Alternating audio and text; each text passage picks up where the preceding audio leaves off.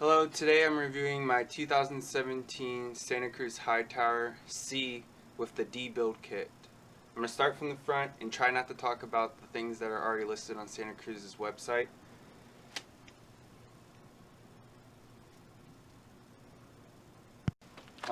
First thing I noticed when I got the bike was that it has the I-25 rims, which on the website it shows the I-23, which was a pleasant surprise because the 25 internal millimeter there was a lot better for 2.3 tires. In the front I'm running a Made Rad by Tony fender, which is pretty much like the Marsh Guard fender but just customized, has some details on it which are pretty cool. Then going through the rest of the stuff is normal. I'm running this side mount bottle cage by Lysine, and it's needed for a bike like this because there's not a lot of room in between the shock and the down tube here, and I'll show you in a minute what size water bottles can fit inside of here.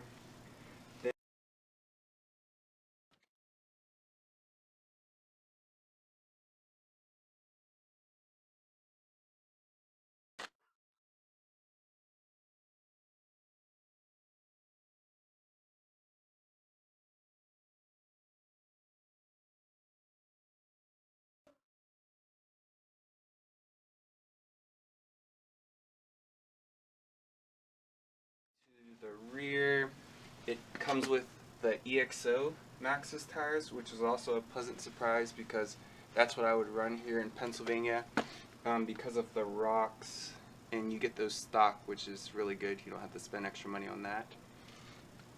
Next, everything else is pretty... Oh, I put a dropper seat post on the bike because I bought the D kit and I already had this dropper seat post. I thought it would save me a lot of money to go ahead and get the D kit. Might be a little bit heavier, but it would still work for me, and throw my dropper seat post that I already had on it. Another pleasant surprise, I have about 70 miles on the bike right now, and so far the level brakes from SRAM have worked really well. I've coming from the guide brakes on my last bike, and the level brakes, even though they're a 2-piston caliper coming from the 4-piston caliper, seem to still work good for me on the trails. I will be going to Blue Mountain Bike Park and Mountain Creek Bike Park in New Jersey this summer, and we'll see if they can hold up to that type of terrain. But so far, trail riding, they have plenty of power. Okay. Alright, so I am back now. It's nighttime. I had to take a break because my neighbor let her dogs out and it was making too much noise and it would have made a bad video.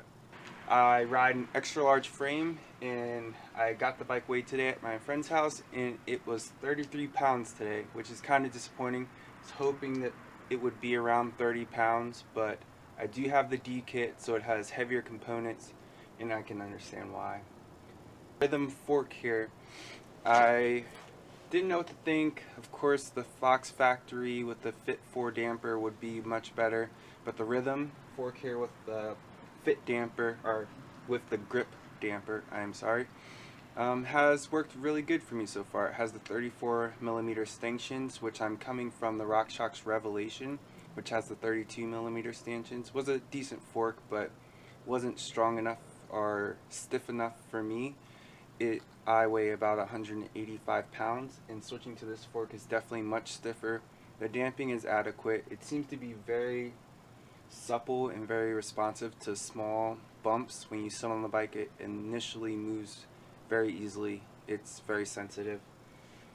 Then going back here, the shock has been working flawlessly. I have the RT shock that comes on the D kit, and it has the open mode and then a stiffer compression mode, which helps. I've ridden this bike on the road quite a bit to test it out so far, and riding on the road, it's not much fun, but it pedals okay with everything locked out. Then another thing to comment about here, when I was riding the other day in some muddier conditions because it's wintertime here and some of the trails were thawing, as I continued to ride, the rear end got clogged up with mud, which is pretty disappointing because this is supposed to be compatible with plus size wheels, and I took some video and you'll be able to see the clearances and everything. It seems to have good side to side clearance on the wheels, but front to back there's not a whole bunch of room, and just some mud got clogged in this lower pivot down here and actually froze and was resisting my pedaling. So if I wasn't pedaling, the back wheel would actually stop because of the amount of mud that was clogged in there.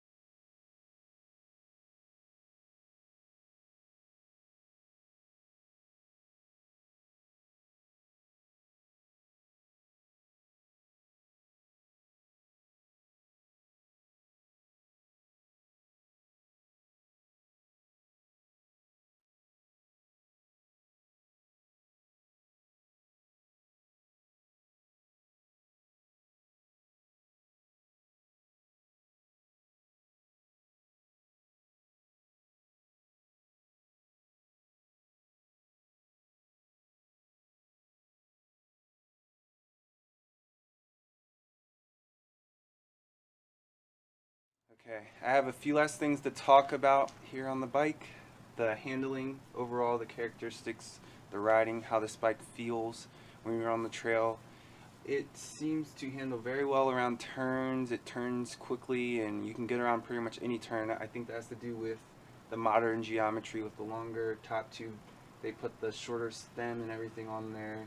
It turns very nicely around even really tight turns.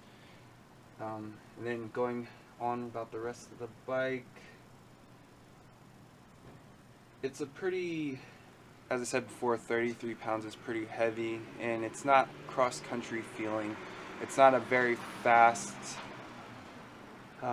feeling bike when you're going slow, but when you're pushing the bike really hard and sprinting and trying to jump things and just really pushing the bike hard, it's very rewarding.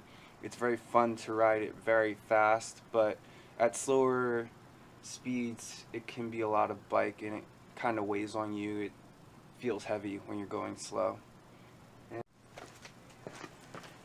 Alright, this is the end of my video.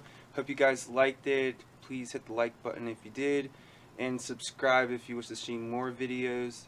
In the future, I'm getting a bag made to go right here. This guy in Canada makes bags, and I don't like to wear backpacks because most of my rides are under 2 hours, so I feel like I don't need a backpack for that long of a ride. I'll be getting that bag made and putting it here, and I'll be making a video about that. The brakes, the level brakes, once again, if I have problems with those, I'm going to be switching to the Cool Stop Aero disc pads, and they just have little fins on the pads like the Shimano Ice Tech pads, and I'm hoping that the brakes are getting too hot on longer descents. Those will help fix that problem. What else do I have? I think that's about it. I'll be changing more things, and I'll just be making videos, updates about that as I ride the bike more. I only have about 70 miles, I think I said that before, and hope you guys liked the video. Thank you for your time.